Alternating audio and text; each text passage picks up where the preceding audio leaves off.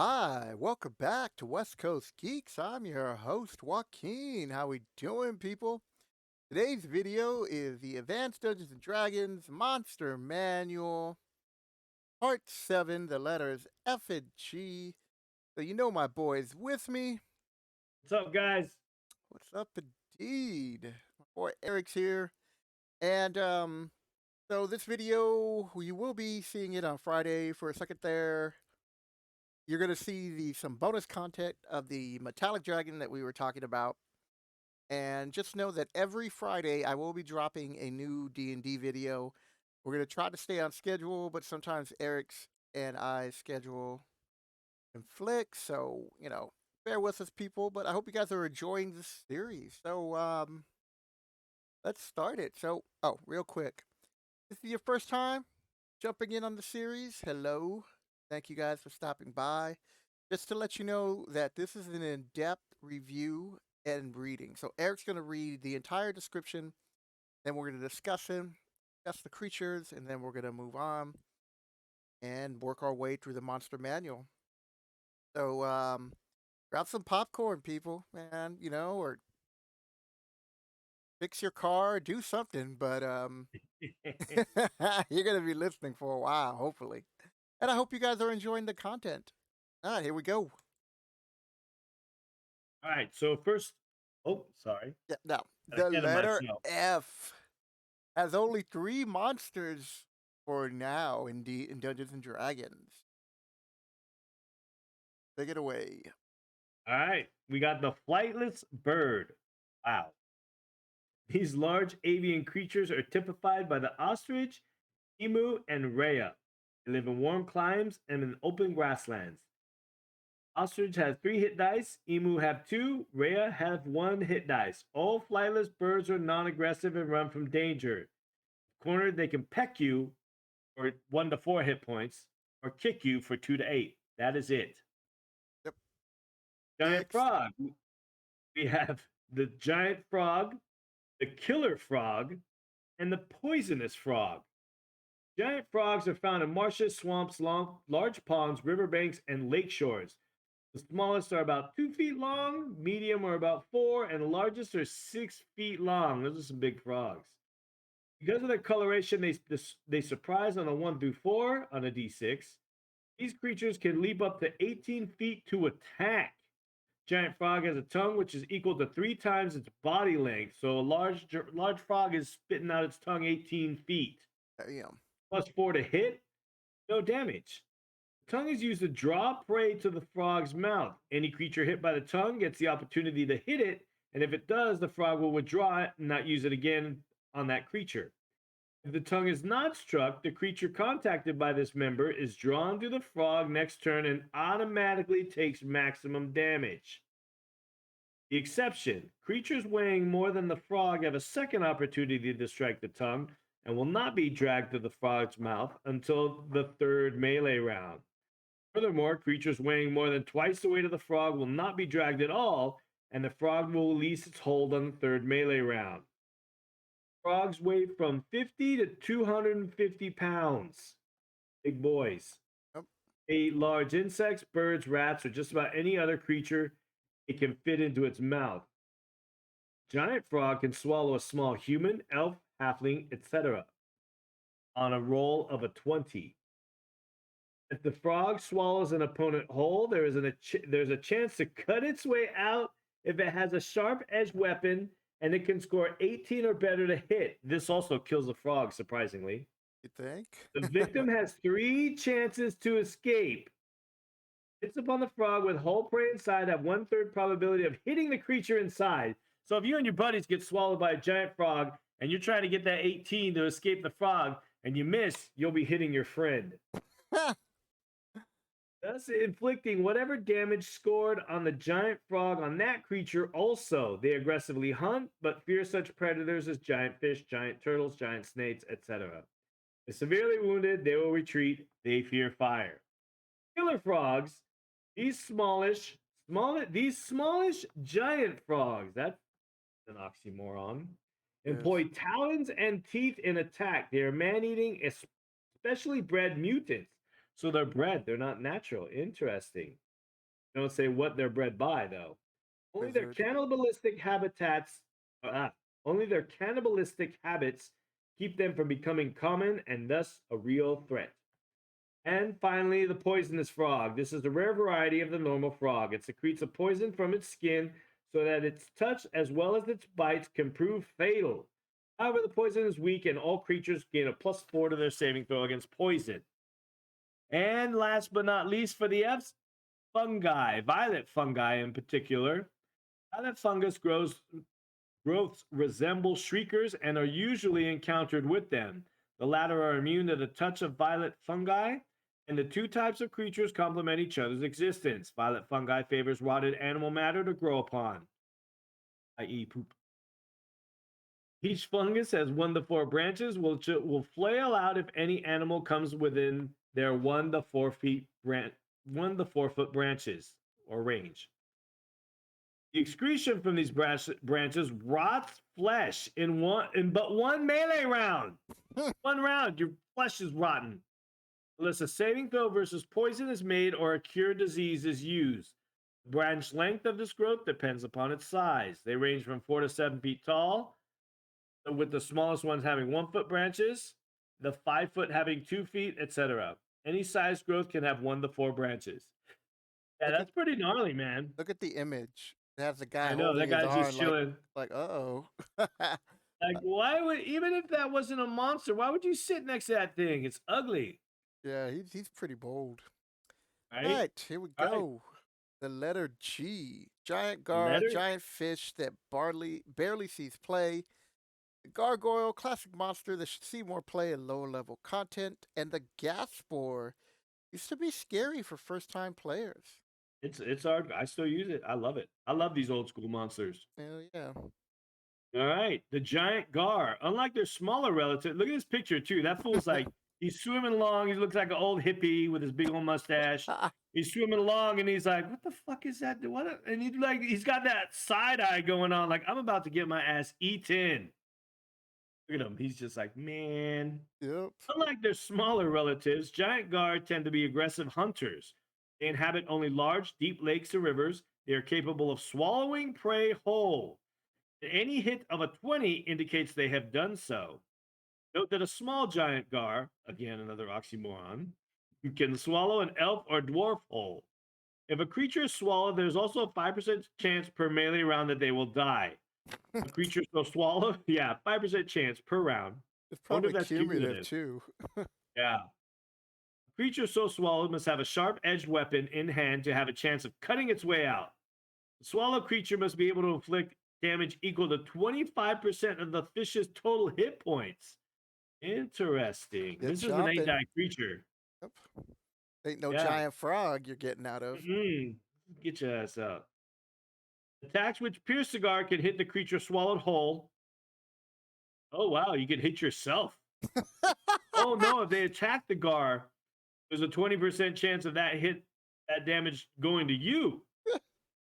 You're like, so I crit. Okay.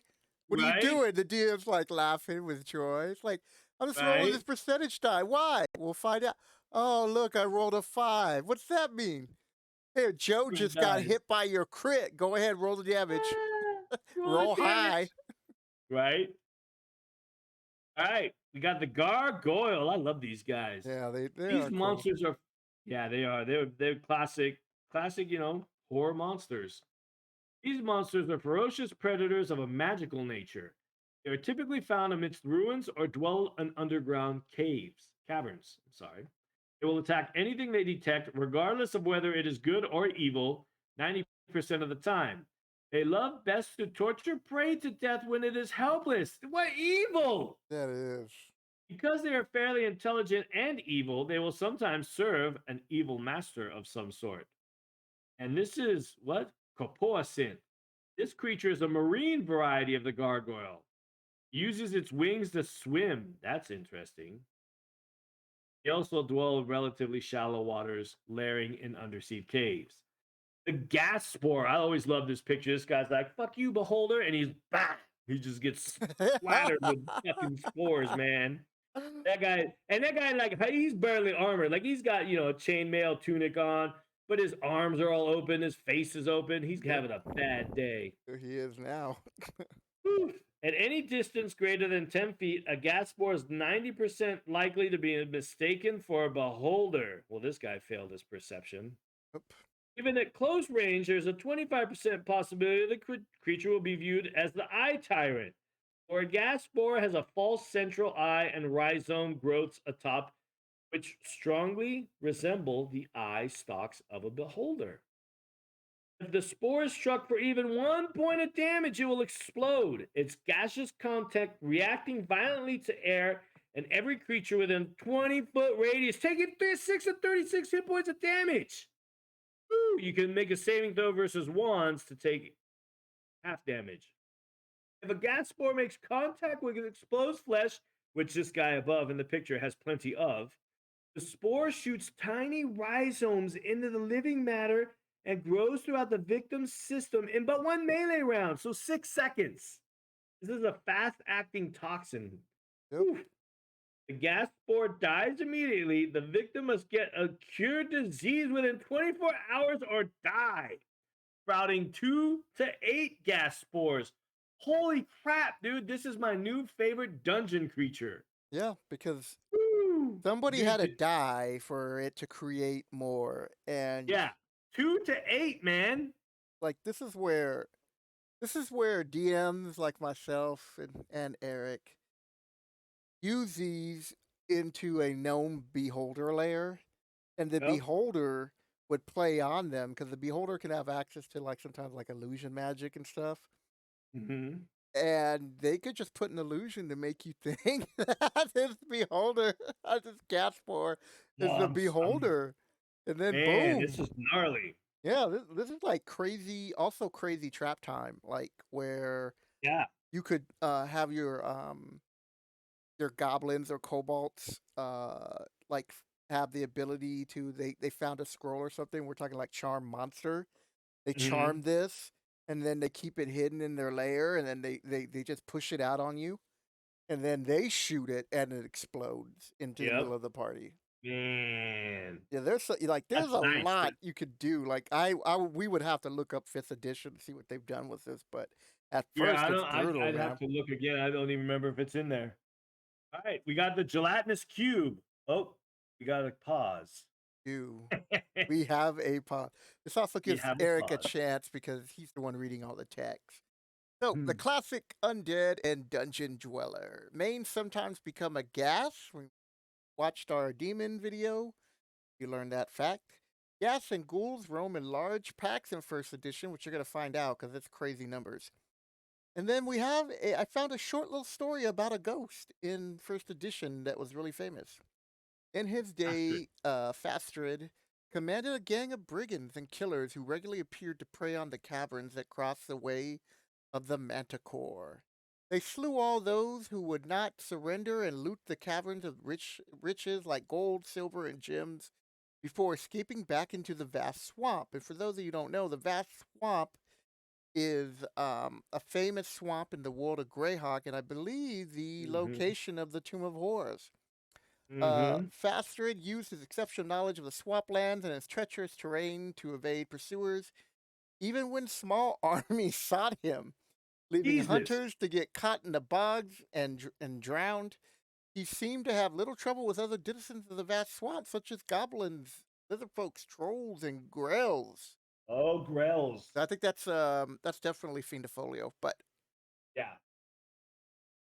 Or is it in this one? I don't know. We'll find out. No, it's not in this one.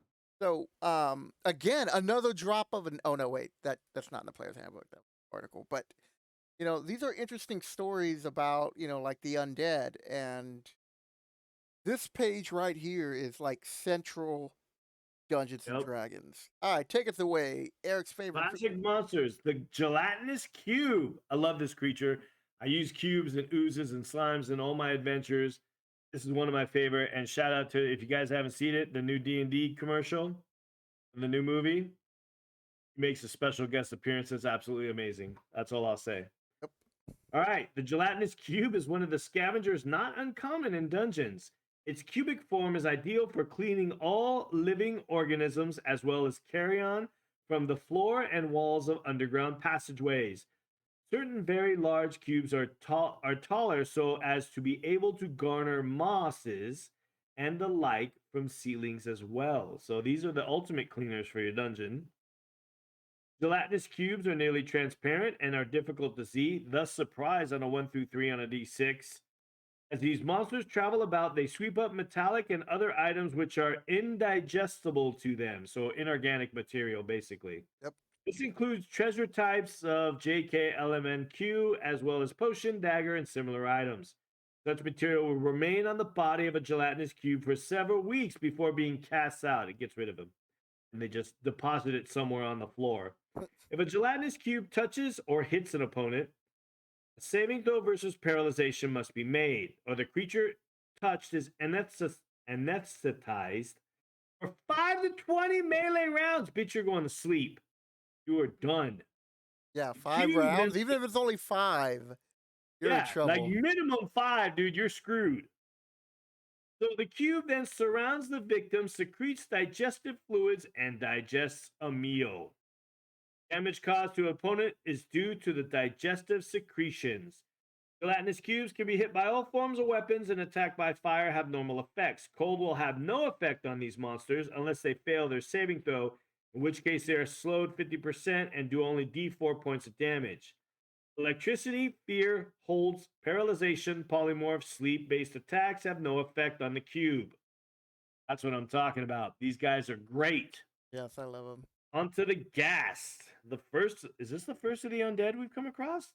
I don't remember. I believe so. I can't think of anything offhand Yeah. from like A to G. Yep. We haven't hit All right. skeletons or zombies. Right. The Yep. classics. Yep, here These we guys go. are right there with them. Yep. Let's see, the ghast. These creatures are so like ghouls as to be completely indistinguishable from them, and they are usually found only with a pack of ghouls. When the pack attacks, it will quickly become evident that the ghasts are present, however, for they exude a carrion stench in a 10-foot radius, which causes retching and nausea unless a saving throw versus poison is made. Those failing to make this save will attack on a penalty of -2 to hit on their die rolls. Worse, the ghast attacks as a ghoul with regards to paralyzation because it's stupid. And this will attack. This attack will affect elves as well. Ooh. Yeah. Up your resistance, elves. Ghasts are of the undead class, so sleep and charm spells do not affect them. They are struck by any sort of weapon. Cold iron does double damage, and clerics can turn them. Circle of protection from evil does not keep them at bay unless it is used in conjunction with cold iron, such as circle of powdered iron, an iron ring, etc. These creatures are often used as slaves by powerful demons, hence the mains. Yep. And the ghost, the most common, scary, first, like even outside of D&D, like ghosts are just, they're it. Yeah. Ghosts are the spirit of evil humans who are so awful in their badness that they have been rewarded, or perhaps cursed, by being given undead status. Thus, they roam about at night or in places of darkness. These spirits hate goodness and life, hungering to draw the living essences from humans. As ghosts are non-corporeal or ethereal, they are usually encountered by creatures in a like state, although they can be seen by non-ethereal creatures. The supernatural power of a ghost is such, however, that the mere sight of one causes any humanoid being to age 10 years. The sight! Just looking at it, you get 10 years older. And flee in panic for 2 to 12 turns, unless you make your saving throw versus magic. Orcs above 6th level are immune to this effect, and all other humanoids above 8th level add +2 to their saving throws. So basically, as you get older, you're like, I ain't afraid of no ghost. Pretty much. Right? Ghosts attack by 2 means. Any creature within 6 feet of one is subject to attack by a magic jar. Ooh, shit. Magic jar spell. Yeah, that's old From school. the ghost. Unless the ghost becomes semi-material to attack it by other means, it can otherwise only be combated by another in the ethereal plane, in which case the ghost has an armor class of 8, or by telepathic means. If the ghost fails to magic jar its chosen victim, then it will semi-materialize in order to attack by touch, in which case the ghost has armor class 0. Semi-materialized ghosts can only be struck by silver or magical weapons. If they strike an opponent, it ages him 10 to 40 years. Man, that's harsh.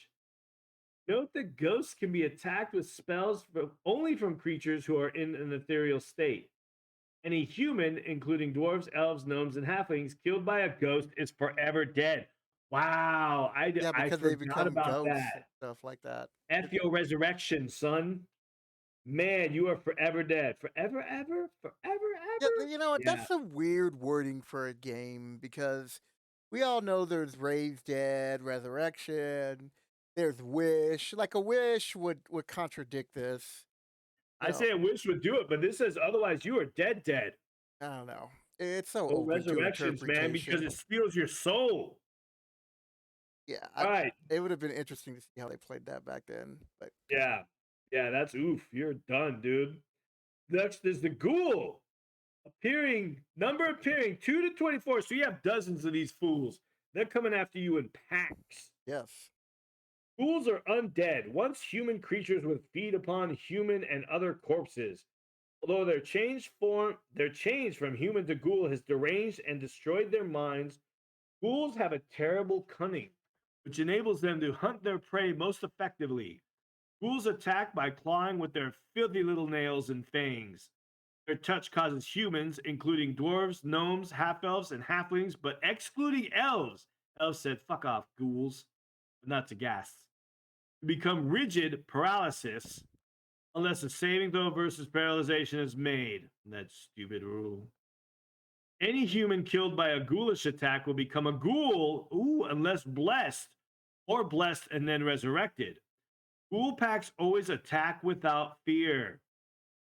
These creatures are subject to all attack forms except sleep and charm. They can be turned by clerics. Magical circles of protection from evil actually keep these monsters completely at bay.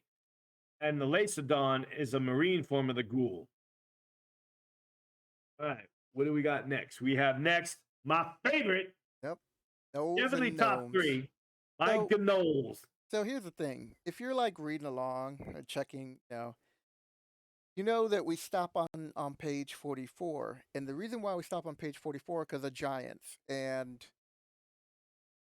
like Eric and I have so many different like D&D stories that we like to share. If we get once we talk about gnolls and gnomes and a couple of other creatures, and then we throw in giants, this video will take forever, and Dallas will be upset. So, so giants. For those of you who get that Redding joke, so giants. We're gonna do our own little separate section because it's 2 pages. So then now we pick up on page 46 where it is gnolls and gnomes. So this is what I found out about gnolls in first edition. Though they're usually found living underground in Arctic and arid climates. I didn't know about the Arctic part. Gnolls Yeah. are often aren't fond of work, are terrible miners, have been known to inhabit abandoned buildings or villages. In short, gnolls are either lazy or opportunistic creatures, depending on how charitable you feel like being. Oh They my can usually be god. found in groups and packs of varying size, and while these groups may have conflicting senses of superiority, they don't tend to dislike each other and have been known to join forces and join mega packs for fights Mega and packs. raids. Gnolls also are also most likely to get along with orcs, hobgoblins, bugbears, ogres, and trolls, provided that they are all about equal footing strength wise. So How they have changed, yeah, man. so That's crazy. yeah, the other editions they add more to it, but what they're saying here, basically, from what I interpret on that was that as long as the orcs, hobgoblins, and bugbear that they are pulling their weight in combat, they're good. They're Yeah, like they they they're won't they won't join a band of orcs if the orcs outnumber them, and vice versa. yeah, there's just some just some things. Okay, so then we get to the gnome. Gnomish communities are loose knit Oh and prone no. to friendly competition. Typical gnome jobs include jewelry making, mining, metalworking, toy making, a minor amount of farming, which they are typically poor at, Oh, Um, spellcraft, especially illusions, bardcraft, alchemy, brewing, hunting, and the military. Many gnomes are merchants, and they've often mastered the art of currency exchange. Merchant lords are the unofficial nobility of gnome societies, forming the cornerstone of their local economy and sometimes taking part in politics as well. Their less industrious relatives often amusing themselves with illusion pranks and elaborate balls. The middle class support the merchant class, offering desiring the things the lords have greatly. The lords have greatly what? Lords have greatly countering the merchant lords and middle class are the artisans, adventurers, and rebels who work outside the mainstream society or active work against it. The rebel class is particularly gnomish traditionally accept patiently by other gnomes as a matter of long tradition. Even though these rebels seek to bring an end to all traditions, some of the Damn greatest rebels. gnomes philosophers were rebels at some point. I got lost in my own text reading. I'm Yeah, like, what? yeah. Um. Now I drew a blank. The period right there threw it off. Yeah, I was just like, there's just so like if you miss a sentence and you jump Yep. ahead and then you're like, oh, where the These hell am things I? aren't the easiest to read. Yeah. Because there's so much information that I have to squeeze in this one little section right here. Man, these next three entries are my favorite, man. Knowles, gnomes, and goats. Goats. All Dude, right, I but we're love it. here with the Dude, gnolls. I had a character. I have a character. His name's Talbot the Gnome. And Really? he has a baby goat familiar. Look, so this is funny. There's a little backstory on gnomes real quick. So you look at this picture of a gnoll, right? He has this little polearm weapon and his shield. What and his face, if you look at it, it reminds there was an old TV show in the 70s. Remember Gary Gnu? I don't think so. It doesn't sound, what was it about? The What was the it? New Zoo Review That with sounds Henrietta familiar. Hippo. Yeah, Henrietta Hippo, Gary Gnu in the news. Well, this guy looks like Gary Gnu, and I love that character. So I was like, dude, these gnolls are bad. They're like a bunch of Gary Gnus running around. There's a So, reference that maybe less than half percent of dude, our audience is that gonna is know. going deep reference. You got to look up Gary Gnu, GNU, to see what I'm talking about. All right, so the gnoll, favoriteest of all animals. Gnolls, okay, first of all, number appearing 20 to 200 gnolls. You are dealing with vast amounts of carnage here. That's the mega. Gnolls travel, yeah, this is another word that was taken out of further monster manual printings after this first one. Gnolls travel and live in rapacious bands of loose organization. They got rid of the word rapacious. With the largest dominating the rest, these bands recognize no other gnoll as supreme, but they do not necessarily dislike other bands.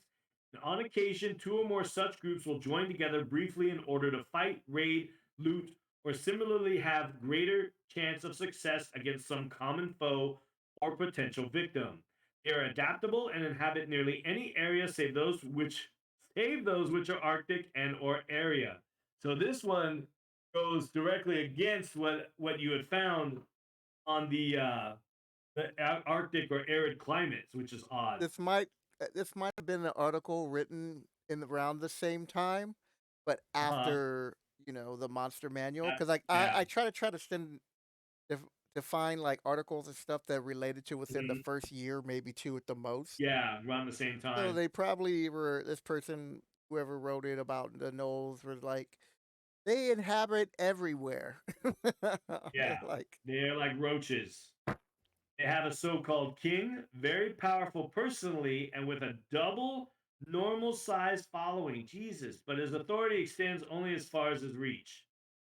They're subterranean creatures 85% of the time. If you encounter a leader for every 20 gnolls, there'll be a leader type with varying hit die. Gnolls use all kinds of weapons, basically whatever they get their hands on. They will generally be on friendly terms with orcs, hobgoblins, bugbears, ogres, and even filthy little trolls. Just basically like you said there, they'll get along there. They're strong. They're strong. This is what cracks me up. But they dislike work and are not good miners. Like what? Noah went out and picked up a pickaxe and was like, you know what? I'm gonna hit this pile of dirt until I find something shiny. No, No. what happened was some evil overlord was able to subjugate them, and be like, Right? "Ah, you're gonna mine," and then Yeah. they're like taking the pickaxe, and they're like, "Ah," they're like yawning and they're doing it. Yeah. It's like, They're like, "I'm going to man, kill you." He's like, "No, wait till my hey, cousins boy, get dig. here, then we're gonna Yeah. kill you." Wait till my brothers get here, yeah. Where is it? They have improvision. They now this is what's crazy. They speak their racial tongue, so they speak Knoll. They speak chaotic evil. Back in the day, there were alignment tongues. Troll, and 60% of the time they also speak Orcish and Hobgoblin. So these guys are quite learned, man. Yep. All right, the description. There's a great resemblance between gnolls and hyenas. Gnolls have greenish gray skins, darker near the muzzle, with reddish gray to dull yellow manes. Eyes are dull black, and nails are amber colored. Their armor is of horn, metal plates, and leather, like their fur capes and vests. It is shabby, and the ladders are moth eaten and dingy, being brown, black, or grayish pelts. Gnolls are also short lived peoples, living only about 35 years. Poor gnolls. Yeah. The only thing, real quick, before we jump on to gnomes, if you look at a lot of the humanoid classes, like goblins and kobolds, they usually are miners. And so, even though that the null classification threw it in there, um, like we haven't read about what they say about orcs. They just wanted to let the DM know, it's like, yeah, these guys are just marauders, so that's how you're pretty much going to treat them. They Yeah, roam, look for combat, and and no that's their life. settlements, and no long term settlements or Nope. nomads. They camp out. They may inherit a system of caverns for a while, but it's usually under the instruction of some kind of stronger force than them, Yeah, keeping them in check for them to stay there. right? You gonna stay here and do my bidding. Oop. All right, on to gnomes. Oh, Like I said, the greatest gnome I ever met was Talbot. Talbot the Dark, sweet baby gnome. Started out good. He ended up being a necromancer, though. Wasn't his fault. no, of course not, Eric. Gnomes. Yeah, it was Thurman's fault. But anyway, that's another story. Similar to their larger cousins, dwarves, the social organization of gnomes is based on clans, and these groups are likewise neither exclusive nor hostile to each other, although there does exist a rivalry wherein each tries to outdo the other groups. It goes on to tell for every certain amount of gnomes, there's fighters for different classes for every certain amount of gnomes. Because it says right here, number appearing 40 to 400. So we're talking full like clans of gnomes Yeah, you're gonna that you'll find a be good running unity into. or not.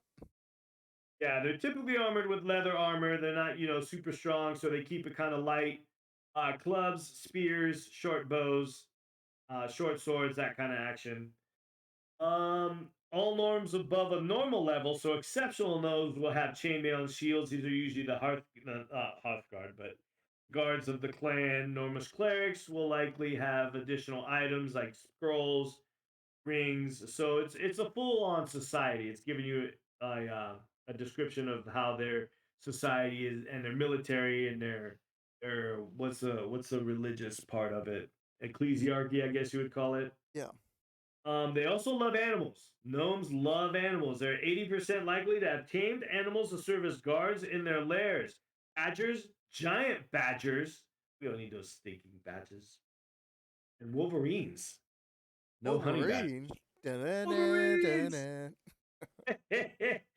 Dude, this is the rule I do miss with gnomes. Due to their great hatred of kobolds and goblins, because kobolds and gnomes do not mix. I don't care what anybody says. Meepo the gnome was evil. All gnomes gain a bonus of +1 to their die rolls to hit these opponents. When gnomes are in melee with gnolls, bugbears, ogres, trolls, or giants, they are at -4 to hit from these creatures because of their small size and their combat skill against these much bigger creatures. I always love that rule. Yeah, that was a You nice have plus rule one for to the hit kobolds dwarves and too. goblins, and -4 from all the big races. They are highly resistant to magic and poison. They make saving throws at 4 levels above their actual level because that's how saving throws worked back in the day. It was dependent on your level. You had a specific set of saving throws set aside. They have improvision at 60 feet. They're excellent miners. They can detect slopes and passages, unsafe walls, floor ceilings, etc. And it is rumored that there exist gnomes with magical abilities. Those would later become the Smurf Leblin, but we will skip those for now. Besides their alignment language and gnomish, they speak kobold goblin, even though they hate them. Halflingish, because that was a language back in the day. Yep. Dwarvish, and can speak with burrowing mammals as well. I love that they have the speak with animals. They kind of kept that in the fifth edition too. Yep. Their description is most gnomes are wood brown, very few range gray brown, and of skin. Their hair is medium to pure white, and their eyes are gray blue to bright blue. They wear leather and earth tones of cloth. The average gnome will live for 600 years. They're quite long lived. They don't quite. They didn't. They lowered that amount of years in later editions, but still, it's still a long time. Half a. All right, that's a little. No, look at that little guy. He's got like what would that be? That'd be like studded leather armor, maybe. I He's think got his little so. hammer, got his little dagger. He's like, I'm ready to go. Bring on the knoll. All right, moving on. Moving Giant on to the goats, giant goat. goblins, Oh, and a golem. There is a yep. story Little somewhere. Nebin. So, Nebin the goat. so He's reclusive. Oh, I'm sorry. Oh, you had another page. I'm sorry. I saw goat and I got excited. I know. All right. Goats can be pretty cool creatures. All right. So, I love goats, man. goblins. Goblins and their kings featured in a number of Dungeons and Dragons adventure modules, most notably Gary Gygax's The Keep on the Borderland, which was published in 1980. Like, it's pretty much right after this. In that module, goblins and hobgoblins are allied with one another against orcs of the Caves of Chaos, while the bugbears act as independent agents of their own agenda. The adventure is also noteworthy for introducing Briark, an insulting cry in goblin language. Goblinoids also Oh. feature prominently in 1983 Horror on the Hill by Douglas Knowles, where they are presented Mm, as an organized and serious threat to civilized lands. The Orcs of Thar by Bruce Hurd, released in 1988, provides rules for playing hobgoblins and other humanoid monsters, a bit from from a tongue-in-cheek perspective. So, Dungeons and Dragons has made a good use of goblinoids over the 4 decades. The game has added details to its initial sketchy background of these creatures and showed that while they are among the weakest monster in the game's extensive beast, goblinoids still have a role to play. This is the most classic. Besides dragons, you know, you're gonna bump into goblins. I mean, I lately think it's you been you gnolls at first level. They've been trying to introduce more gnolls, but it's usually goblins. it's Goblin is the quintessential fantasy footman. You know, they are classic evil foes. You know, everybody has them. Middle Earth has them. Forgotten Realms has them. Greyhawk has them. They're all over. Gotta love a goblin. Speaking of love, the goat. Oh, goats! These reclusive herbivores dwell in hilly country. They will aggressively defend themselves from any threat. If a giant goat charges, they add +4 to damage. They do 6 to 20 points of damage. Their weapons are two long, sharp horns, and they attack by butting with them. In rare cases, these creatures have been tamed to serve as steeds. Oh, yeah. Little Nevin. If more than 7 of these creatures are encountered, the remainder will be young. If more than 7, yeah, the remainder will be young 50% of the time. So, yeah, they'll have like 7 adults, and the rest are all baby goats. Baby goats. Baby goats! I love them. Oh, goblins, here we go. Goblins have a tribal society, the strongest ruling the rest, allowing fealty to the Goblin King. It is possible that goblins are distantly related to kobolds. Like the latter, goblins enjoy dwelling in dismal surroundings, although they tend to inhabit caves and similar underground places in preference to any habitation above ground. They too hate full daylight and attack at -1 within sunlight. They have normal infravision at a 60-foot range. They go on to give their for every certain amount of goblins, because they're another one where you number appearing are 40 to 400. So Yeah. depending on how many you run into, you have different breakdowns of what levels and what kind of forces that they will be. They use short sword military pick. I thought that was interesting. Yeah, you don't see that Um, anymore. That term. yeah, short swords, spears. Morningstar's a military pick. That's interesting. Interesting choice of weapons. But I love this little creature, man. This little piece of artwork is cool. He's got like his little shield buckled in. He's got his morning star. He's ready to do damage. It's like, come on, I'm a goblin, Yep, I got a lot of friends behind me. Otherwise, I wouldn't be right? charging solo. Goblins are fair miners. Ah, must have been all that dwarfs that they killed and enslaved. Yep. They are able to note new or unusual construction 25% of the time. Oh, look at that. They hate gnomes and dwarves and will attack them in preference to any other creature. All goblins are slave takers and fond of torture, evil little beasts. The languages spoken by goblins are their own, lawful evil, kobold, orcish, and hobgoblin.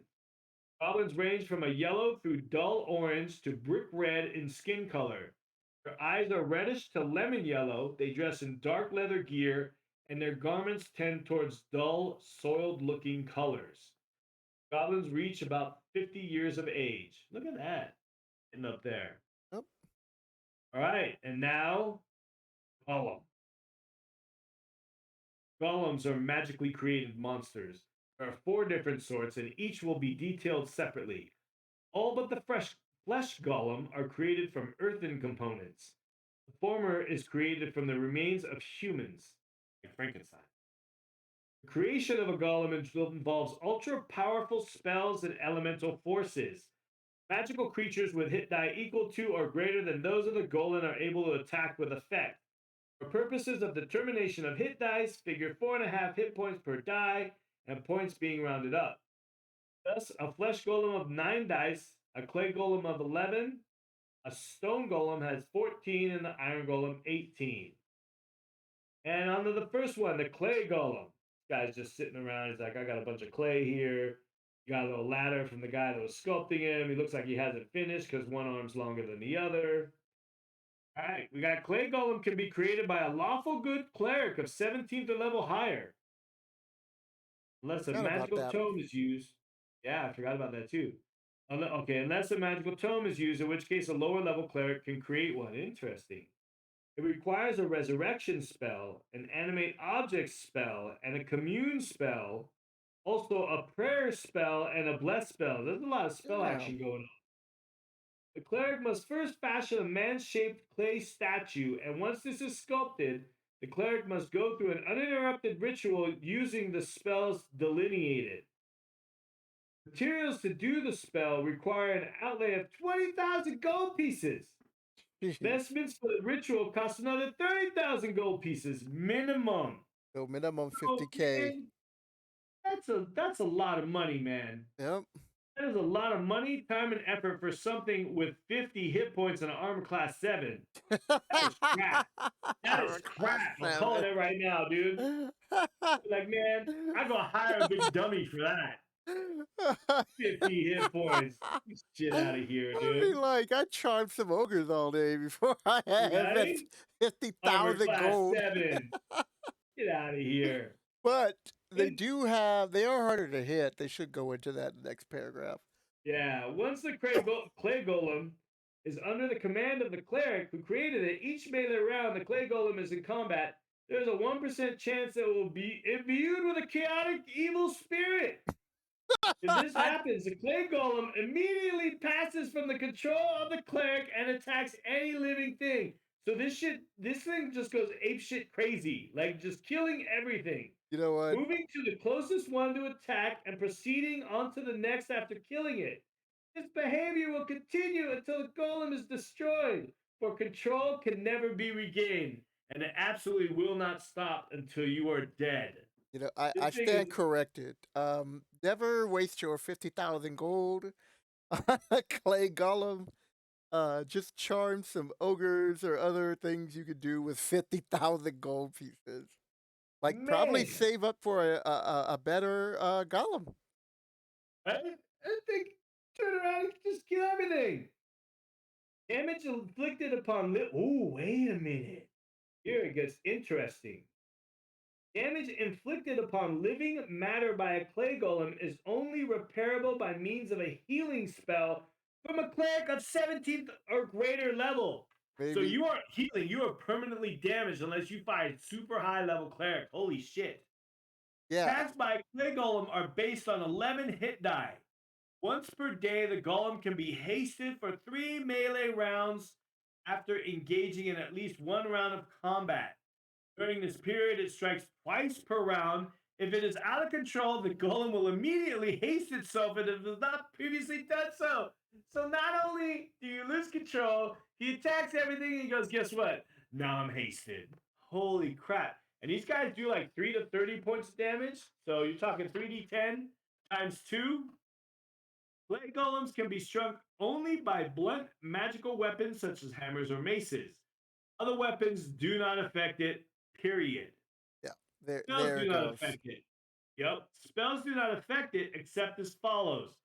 Move Earth will drive the golem back 12 feet and inflict 3d12 points of damage. Disintegrate will slow the golem 50% and inflict a d12 hit points worth of damage. An earthquake cast directly at a clay golem will stop it from moving that turn and inflict 5 to 50 hit points of damage. So it can kill it. So, on second thought, the 50 hit points isn't bad unless you have a bunch of people with like maces of disruption and shit. But Yeah. yeah, That is brutal. Like when I know we were clowning on it hard.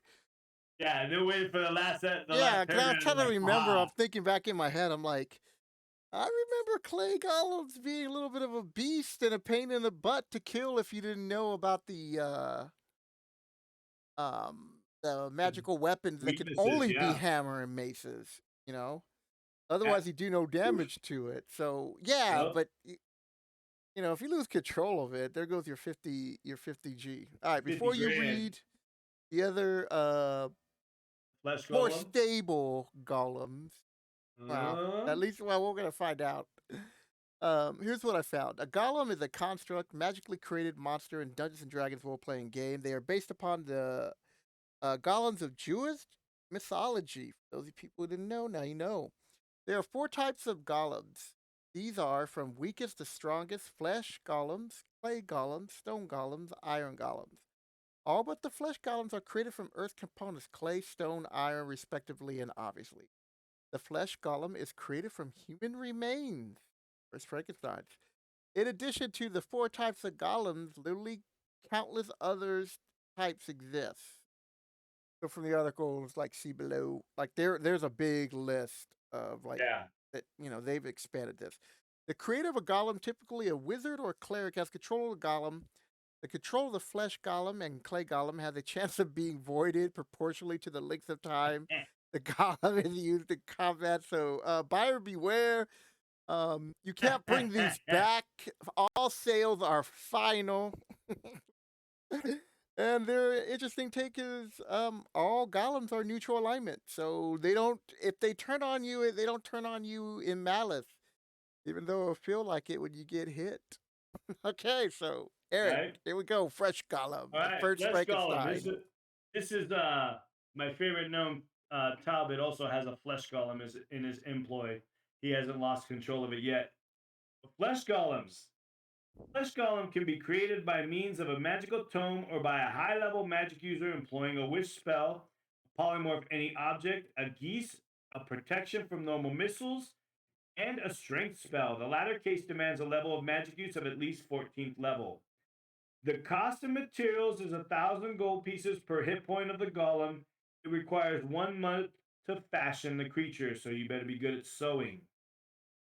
The creature of the flesh golem, the creator of the flesh golem controls the monster, being able to have it follow simple commands: go up, stop, kill, etc. The master of the golem can have it suspend its functioning until a set event takes place, such as someone entering its room. Wait, real quick. However, for each, go ahead. Sorry about that. So look at the hit points. You got to Yeah, invest 40,000 gold pieces. 40,000. Yep. Oh my god! All These right, sorry things are about that. not Keep going. easily. Well, and you got to think too, like D&D back then, people didn't do a ton of damage. Yeah. So it wasn't. It's very. They're very different nowadays. They have much more hit points. However, for each turn of melee a flesh golem engages in, there is a 1% per melee round cumulative Okay, chance there it you will go. go. Yeah, cumulative that it will go berserk, attacking at random anything in sight. The monster's master has a 10% per melee round chance of regaining control. So you can't regain control. Like, look, bitch, calm down. Get back under my control. Whereas the clay golem says, all bets are off. Yeah, The this is flesh golem happening. is right. The flesh golem is very powerful and able to smash through doors and wooden structures of normal construction. For example, a flesh golem would break through an oaken door with an iron reinforcing bands and hinges in 5 to 8 melee rounds. 1 point of structural damage to wooden constructions only every 3 melee rounds. Normal weapons do not harm flesh golems, but magical weapons have normal effects. Spells of most sorts do have no effect on the monsters, but fire or cold based spells slow the golem for 2 to 12 melee rounds. Electrical attacks restore damage to the golem in direct relation to the number of dice of damage normally done, i.e., 6 die lightning bolt restores 6 hit points of damage which the golem might have sustained. I love this little drawing below. Like that guy's getting whacked in the back by these Yeah. big old meaty fists, dude. He's like, man. And that guy's like, he almost fell forward. But yeah, he gives that swing. He's like, oof, this guy's getting pummeled. Yeah, he's about to die. I like that little artwork. He's like, oh man. All right, on to the Iron Golem. Construction of an Iron Golem, bipedal and manlike, requires a magical tome or a magic user of 18th level or higher. That's Archmage. Yes. That was the 18th level back in the day. That was the Archmage level. Employing the following spells: Wish, Polymorph any object, Geese, and Cloud Kill. The cost of material is 1,000 gold pieces per hit point. They have 80 hit points, so 80,000 gold pieces. That's why you had to be an adventurer, dude. Woo, it requires 3 months of construction time. The golem created always remains under control of the magic user who created it. It can always remains. It can obey any simple commands. It will stand non-functioning as a guard until some event takes place, i.e., until a door is open, a book read. Ooh, that's good. Yeah, Attack anybody reading my spell book, sucker.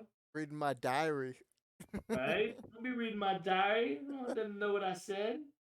In addition to striking, an iron golem will breathe out a cloud of poisonous gas 10 feet by 10 feet by 10 feet directly before it once every 7 melee rounds. This is like a poison gas locomotive. Yep. The strength of an iron golem is 3 times greater than that of a flesh golem. An iron golem can do 1 point of structural damage per melee round. An iron golem can be struck with only magical weapons of +3 or greater. Yeah. Man, normal and magical weapons under +3 do no damage. The only magical attacks which can affect the Iron Golem are electrical, such as Lightning Bolt, which slows the monster 50% for 3 melee rounds. Magical fire attacks repair damage on 1 hit point per 1 hit point basis. Iron Golems are subject to attack from rust monsters. Yeah, Rust Monster looks at that and goes, another one yum, of my yum, yum. favorite. Man, ooh, Yeah, Iron but the Rust Golems Monster most hardcore. likely would die before you could kill it. The rust monster? Oh yeah, totally. And then you just burn it up and heal itself. Yep. All right, so those are pretty gnarly. Let's see what the stone golem has in store. Stone golems of man-like shape are constructed by means of a magical tome or a magic user of 16th level or higher, employing the following spells: Fish, Polymorph any object, Geese, and Slow. Cost of materials is 1,000 gold pieces per hit point, 60,000 gold pieces, and requires 2 months of construction time. Once created, the stone golem can be controlled by its creator and it will understand and obey simple commands, i.e., attack, stop, wait, go, etc. The golem can be made to stand and wait to attack until someone does something to trigger the golem. In addition to its normal attack, the stone golem is able to cast slow spell on any opponent within 10 feet of its front facing every other melee round. The strength of a stone golem is twice that of a flesh golem. It does 1 point of structural damage every other melee round. Normal weapons do not harm stone golems. In fact, it requires weapons of +2 or greater enchantment to damage them. The only spells which affect the stone golem are Rock to Mud, slows it for 50%, and 2 to 12 melee for 2 to 12 melee rounds. I'm sorry. Mud to Rock restores all damage suffered by the golem, and Stone to Flesh makes the golem vulnerable to normal attacks on the following melee round. Interesting. A Rock to Mud slows it, and Mud to Rock restores damage. Yeah. Interesting. So if you're in battle with your stone golem, people are wounding it. You just I'm sorry, stone, Mud to Rock, suckers. All right, that's golem. All right, so now we get to And some interesting creatures here. my favorites coming up. Gorgons and slimes. Gorgons had an animal intelligence of 5. They were very aggressive creatures that attacked intruders on sight, attempted to trample or gore them, or by breathing out a cone of green vapor that turned them into stone. There was no way to calm them, as they were impossible to domesticate. They were also unable to swim. Once a potential threat was petrified, a Gorgon would instinctively ignore the body. It's like, hey, you're not moving, so I'm not going to try to kill you. Yeah, once he's stoned, that's it. Yeah, pretty much. Go on about his day. Green slime, it is its name. Blessed are the bards. Its touch dooms you. It turns you into itself and eats through many things. Our light and our footfalls are making it fall. See it moving? Every droplet that falls will spend almost a day or more oozing to the walls and up them to rejoin the rest of the slime it fell from. Alora and a Durashavin of the Knights of Miss Dranor. And that's all I could really find was just, some knight making a creative description about them. And they're interesting. So let's start with the Gorgon. All right, we start with this petrifying Medusa bull. Gorgons are bull-like creatures covered with thick metal scales, like juggernauts. They prefer the fastness of a wilderness or dreary caverns for habitation. Gorgon is able to breathe out clouds of noxious vapors which will turn any creature to stone unless they make the appropriate saving throw. The breath shoots forth in a truncated cone shape, half a foot in diameter at the beast's mouth, 60 feet in length, with an end diameter of 2 feet. A Gorgon is able to use such breath 4 times per day. Jeez. Man. Gorgons will always use this attack form in preference to any sort of attack. So yeah, it's just breathing on you. He's like, take that, fools. The awareness of Gorgons extend into the astral and ethereal planes. Ooh. Yep. So do the effects of their breath weapon. Oh, man. That's crazy. You got some astral being who just happens to be floating by into the world. Be like, hey, what's this? The Gorgon goes, I'll tell you what this is. All of a sudden, his Spelljammer turns to stone and he crashes into the planet. Man. Oh, on to two of my favorite dungeon creatures. Grey Ooze. Grey Ooze is a slimy horror which inhabit horror, not horror. Horror. Yeah, no, we're not talking about horrors. Yeah, that's another book. Which inhabit subterranean places. It closely resembles whetstone or sedimentary cave formations. This creature corrodes metal, man. Just as a quick aside, I know we're trying to push through this, but man, this and Black Pudding Lance hates, dude, because it destroyed like his armor, his weapons, because oh man, that was this horrible. Is the bane for lower level characters because they just got their fancy armor. Monster. Yep, this and a rust monster, forget it, man. Yeah. The creature corrodes metal at the same rate as a black pudding does. Chainmail is eaten through in a single melee round. Its acid do no harm to stone or wood. Spells do not harm this creature and is impervious to heat or cold. So badass. Lightning, however, causes full damage to Grey Ooze, as do blows from weapons. Note, however, that in the latter case, the weapon striking the creature may corrode and break. They strike like snakes when attacking. Ooh. Large specimens over 18 hit points are larger than a full-grown man, Oh, 3 feet wide by 12 feet long, although only about 6 to 8 inches thick. That's pretty. That's pretty beefy, dude. that is 12 like feet their long and artwork. 8 inches thick. Like their artwork Yeah. doesn't really do it justice up there. No, that's like a baby gray ooze. In exceptionally large individuals, intelligence. Oh, here we go. This is gonna tie in with Jublex. In exceptionally large individuals, intelligence of a sort is well developed. Furthermore, these exceptional individuals have a latent psionic ability, and if psionic powers are used within 60 feet of them, they will prepare a psychic crush from 21 to 121 sonic strength attack points and direct at any individual within range who uses sonic abilities. Man! After losing its sonic attack, the Grey Ooze can be psionically attacked.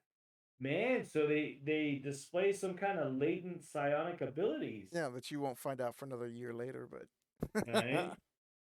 All right, on to the green slime. Oh, so much fun. Green slimes are strange plant growths found in subterranean places. Although they cannot move, they slowly grow, feeding on animal, vegetable, and metallic substances.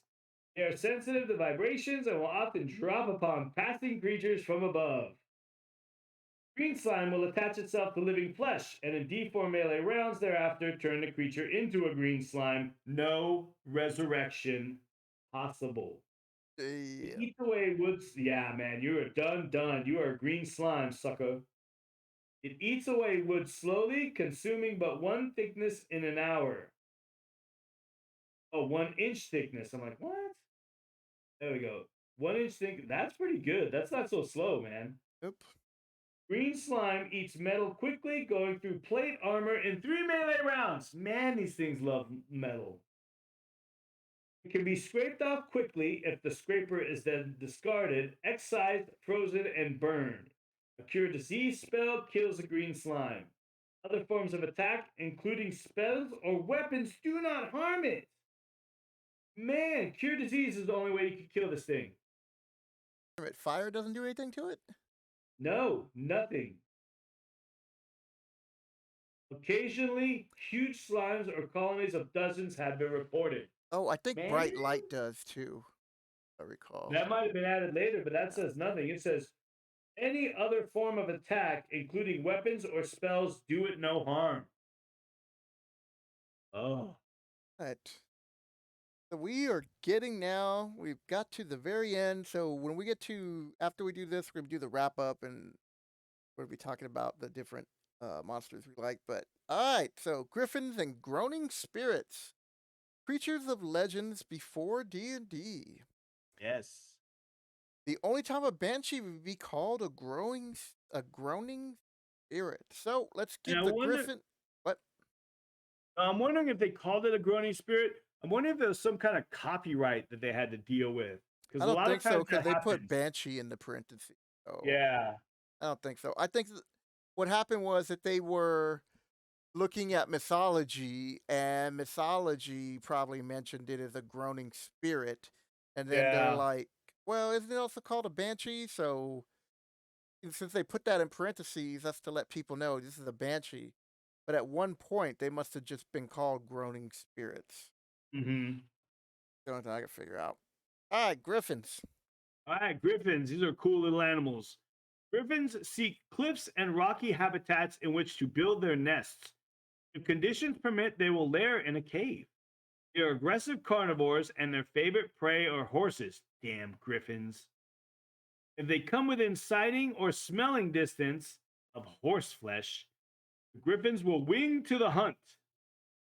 They are much sought after in their fledgling state, for they can be tamed for use as fierce, loyal steeds if obtained before maturity. If encountered in their lair, there's a 75% chance there will be 1 or 2 eggs or young for every 2 griffins. The young are non-combative, but the adults will attack until killed. Fledglings sell for about 5,000 gold pieces, eggs for 2,000 on the golden market. On the open market. On the golden market. Right? All right, that's a griffin. and the Groaning Spirit, aka Banshee. The Groaning Spirit, or Banshee, is the spirit of an evil female elf. Very rare thing indeed. The spirit returns to harm the living. It is found only in desolate countrysides, moors, etc. The Groaning Spirit can attack by its chill touch, causing D8 points of damage per attack when it strikes.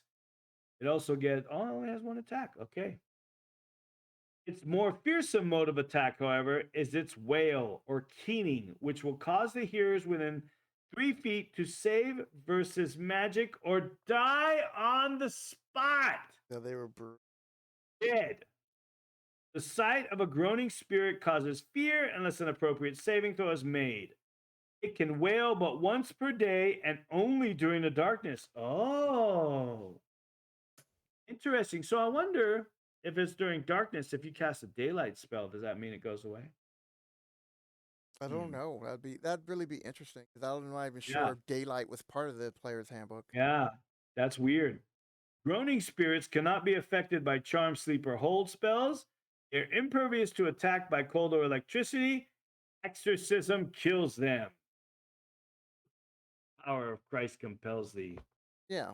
That's Again, nuts, dude. I think this was more based on mythology because there's nowhere that I remember in D&D talking about an exorcism. Yeah, I know banshees come from the Irish cultures have a strong No, but I banshee know that, but I'm saying mythology. like they're adding this in for gameplay, and that's why I think like Oh yeah, yeah. they're looking at the lore and they just threw it in there, and I'm like, but what's that even mean? Like where's the rules on an exorcism for D&D? I don't I think they think ever. that's a spell. That's It a might, cleric spell. it Yeah, might be. I have to look exorcism. that up. All right, Yeah. next video. Can you guess what it is? Oh yeah. Part 8, Giants. Okay, so this is the wrap up to part 6 and the letters F and G. Um, so what are the most interesting monsters from GNF? Oh man, interesting or favorites? Interesting. I'm trying to switch it up Okay, because I'm, for interesting, let's see. For interesting, I am going to go with well, F is kind of there's nothing interesting there. So I'm gonna pick 2 from G. I like the gas spore. Gas spore is dope. yes. It has a 75 or 90% chance to be mistaken for a beholder. So that's awesome. And what it does, it's really, really good. Like that's a really good idea. The others, I don't really have. I mean, the golems are cool and all, but I would go with my oozes and slimes and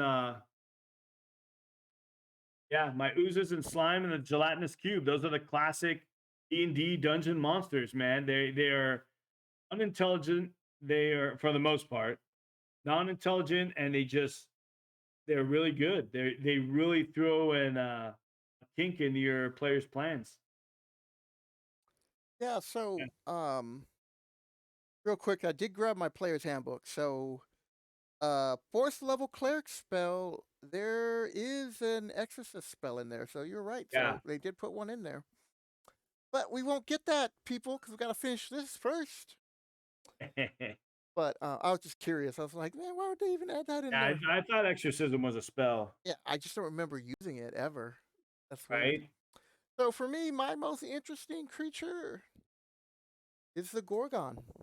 Ooh, the Gorgon, the bully beast with the Yeah, because poison. as a kid, I was um I was like 8 or 9 when this came out. That Mm-hmm. and maybe even 10 around that in between that time because I was born in 72. Mm-hmm. And I saw that I was like, this is crazy. Because like in my mind, I'm like, that's a bull, but a Yeah. bull made of metal. The bull made of metal that could turn you to stone. Like, man, my little Joaquin's head just blew up, dude. That was just like, what? Like, every time I look through the monster manual, I have these flashbacks and memories of myself when I first saw these as a kid. Like, when I first Mm-hmm. opened up this book, I was just like, it was like a kid in a candy store, and you could eat anything you want. And you were just sampling, like, I wasn't even reading it. Like I would just glance at a few pages, move to the next page, glance at a few pages, Yeah. next page, and then I'd start back to the beginning. You know what I do? Glance at a few pages, move to the next pages. Because I was just like, you can hear my voice. Because I was just so excited to see all these different monsters and to start reading and learning about them. And I was just like, man, Right. this game is amazing. So Yeah. that Yeah.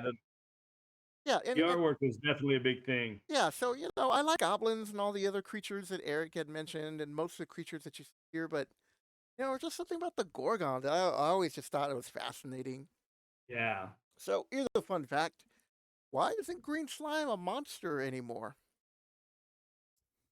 Look in the monster manual, people. There is no green slime. It is listed as a trap in the DM's guide. Really? That's what I said, and I forget the explanation because they're like, well, it's not really a monster because it's kind of like just there and it doesn't really have any intelligence. And I was just like, I don't know. Even to this day, I'm still on the fence. Like, I get the argument, right? But Um. Yeah. Green slime is in there. It's a where medium plant. It's in the bestiary. is it? They put it back there? Yeah. I stand corrected. Yeah. I thought Because it it's wasn't a because when I medium. They looked at count it the as a medium ooze, plant now. what? Yeah, because it's a slime. It's like a algae, which that's what it says in the thing. Green slimes are strange plant growths. It's So a they're not plant really in the monsters. bestiary? Yeah. How the hell was I supposed to know that? You know what? I don't even look at the bestiary, to be honest. Ah, that's where you find all the good monsters, I man. look at Look that, up I'm rock like, I grubs. only look it up really quick. I'm like, oh, I need a giant whatever, and I'll just look for that. And now you're telling me it's in here under plant and Yeah. embarrasses me by letting me Ah. say that it's not No, there. I'm just giving people hope, man. They're still alive. Where? I don't even see it. Where? What page? People are I'm not like, we sure the don't care, page. I just Joaquin. looked it up. And if you stayed this long, this is what you stayed for. Uh, and then last part is while we're trying to find this, what are the traits of a good monsters? I'll tell you what the trait of a good monster is. Keeping it in the monster manual section where it's supposed to be. Because I don't see green slime listed It in the might be beast. in Mordenkainen. It might not be in the actual monster manual. It might be in Oh, another okay. Yeah. Volo's. Eric trying to call me out. Well, no, because when you first said that, like in the pre-show, and I was like, I think green slimes are still there because I use them. Yeah, well, I should have rephrased it as no longer in the monster manual. That should have Yeah, been. yeah. It's not Here's my considered an actual typo. monster. It's a plant. Yeah, because now I'm in the back of the index of the stat blocks. And I'm like, okay, here we go. I was like, green Or little dragon, green green slime. hag, green slide, grill. Nothing. Nothing. I grab my monster manual so quick. I'm like, where is that? I call BS. It's in the Dungeon Master's Guide. And so to wrap this up, Eric, what are the traits of a good monster? Traits of a good monster. Something the players don't expect. I mean, especially like in my group, I'm in a group of people where we're all in our 50s with the exception of one. So we've seen a lot of monsters. We know a lot of monsters. So being able to come up with something or bring a monster, like looking at these old books again, going through this old monster manual, I'm like, man, that's a good, you want stuff that they either forgot about or that would be a total surprise. Yeah, like For the me, Caliph, that the Kata, whatever that one. yeah, Catoblepus. The Catablepus. That fool. I'm gonna be putting that fool in there. But yeah, like, and I'm saying the gas spore. Gas spore is definitely going into this new dungeon I'm writing. Yeah, But we've been around so long and we played so many games that a good monster is something that the players least suspect. Like when I first started DMing again, and I started with my homebrew and all that, I was putting the old, because everybody's like, oh, these new monsters. Well, I was like, man, hook horror, carrion crawler, rust monster, slimes, oozes, animated rug of smothering, that kind of stuff. yeah. It really kept it. And mimic. Mimic is the best. I love mimics, And man. memories are pretty cool. Like we'll be I'm getting I'm to a them. fool for mimics. So the gas spore did make it in 5th edition. It's under fungi. And Oh yeah. like, when I wrote these questions, because like every week, Eric and I, we're gonna be doing like video number 8 for next week, and I usually ask the same, what's your favorite monster, blah blah blah. So I'm gonna try to at least change up one or two questions um every week. So I hope you guys are enjoying these videos, and I think a good trait of a monster for me is to something that the player characters don't want to meet again. It's like where it's just something that just takes them off guard, and they're like, "Whoa," like. And if they Yeah. plan to meet it again, the odds are they're never going to meet it again because it's like a good one shot. I came up with like a very simple creature in this homebrew campaign that we're actually wrapping up that Eric's playing in, and I think I called it a